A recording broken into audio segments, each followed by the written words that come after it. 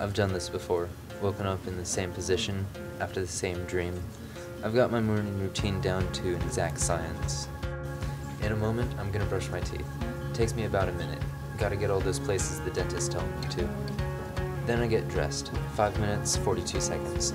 Longer than most guys, but faster than the girls. Then I eat breakfast. My favorite part of the morning. I love those Panda Puffs. 8 minutes total. Pour in the cereal. Takes 12 seconds. Pour in the milk. Another 12 seconds. My entire morning routine takes 18 minutes, 42 seconds. But this morning was different. When I was eating breakfast, I spilled a little milk on me. It didn't really seem like much of a problem, but I had to clean my clothes, which in turn made me late to pack up, which in turn made me late to school. It was a change. Not necessarily a good change, but a change nonetheless, and I welcomed it. I walked to school a little bit happier, even though I knew it wasn't necessarily going to be a good day. This is my school. Really, it's just like any other school. You wouldn't be able to distinguish it from any of the others. Pretty nice campus, though. Every day, 2,000 students walk into this campus, 2,000 different opportunities, 2,000 different choices, 2,000 lives intertwined in this one location. These are the opportunities I've chosen. This is my story. Really, it's not all that different from any other story. In fact, in a way, it's probably your story too. I remember walking to school that day. I had done this before. It was so routine. I remember seeing my friend that morning. He looked a little more slow that day, a little somber, like he knew something he didn't want to tell me, like he didn't want to be the bearer of bad news. He said, "Come with me. I need to show you something." I didn't know what he was talking about. I wish I never found out. I wish I would have stayed in my own little world, with my own little routine. Even though it was a short distance, it seemed like the longest walk, like I walked it multiple times. And when I finally turned that corner, I was heartbroken. Honestly, I could have pictured her sitting there with any other guy from our school, but it had to be that guy.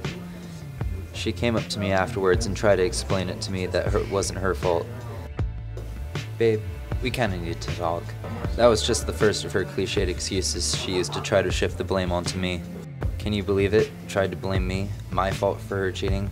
Finally, I lost my temper and stopped trying to reason with her. I still don't think she understood what I was saying. Whatever, it was class time, and I didn't want to have to deal with her. But, as fate would have it, she was in my next class. I didn't want to look at her or think about her, but it was kind of hard to ignore her with her sitting right next to me. I couldn't stop thinking about him. What's so special about him anyway? Why'd she pick him over me anyway? I mean, he's just another bro, like Theodore Roosevelt or Bro-Sidon, King the Brosian.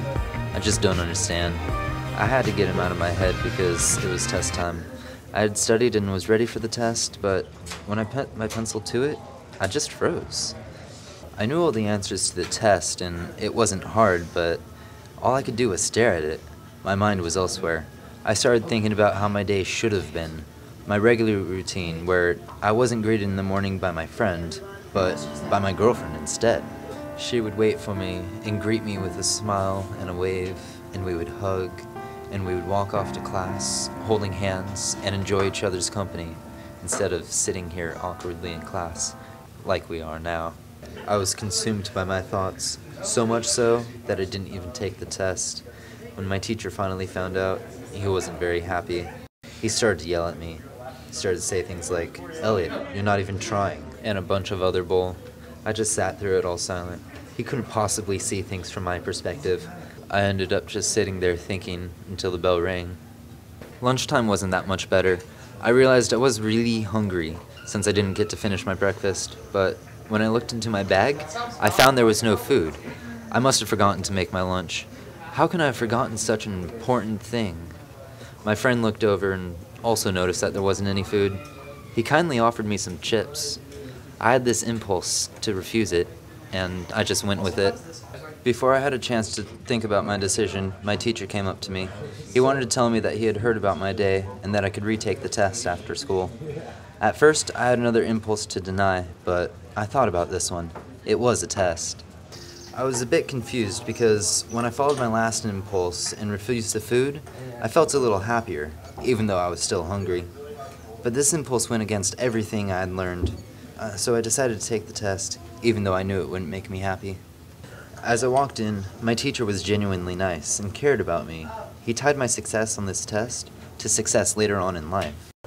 But I had this question nagging in the back of my head. I was afraid of letting it loose, so I suppressed it. But again, just as before, when I tried to put pencil to paper, it just didn't work.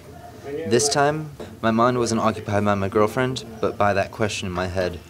Just as thoughts of my girlfriend had consumed me before, my mind was entranced by a different beast. My mind kept filling with thoughts of the future, where I would be in 5 years, 10 years. And then, like seeing a crack in the lid of the box of routine I was trapped in, that impulse came back, told me to go home. My teacher tried to get up and tell me to get back to the test, but my impulse was speaking louder. I felt refreshed. However, on my walk home, I found a surprise. It was my girlfriend. This encounter was different, though. Instead of her yelling at me, instead of everything being my fault, it was now hers. That she had made the mistake. And I knew that if we were to get back together, she would stay faithful, for however long that may be. These impulses so far had only led me to happiness, so I decided to follow this one too.